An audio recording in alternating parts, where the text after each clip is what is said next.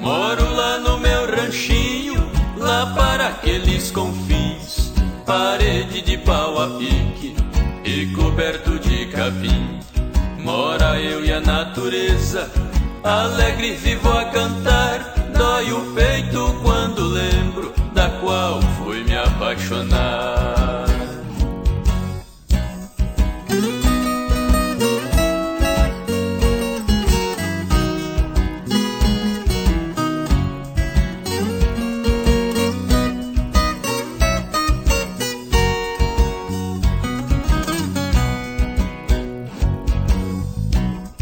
Admiro a passarada no entardecer do sertão, na lagoa pousa garça, sapo coacha no varjão, galinhada empoleirando, no terreiro se escangola. Pra encerrar esta beleza, vou pontear minha viola.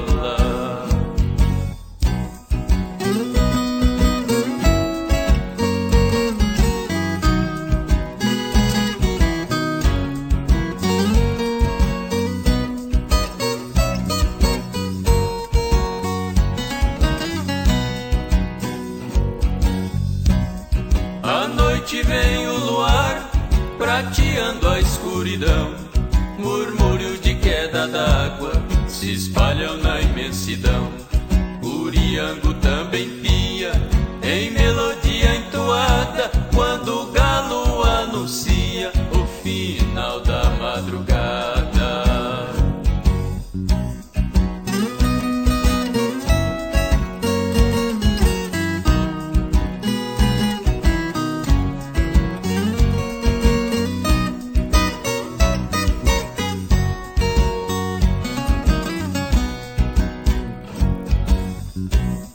Meu Senhor que está no céu, sempre por nós a olhar, este lugar é abençoado, aqui eu quero ficar.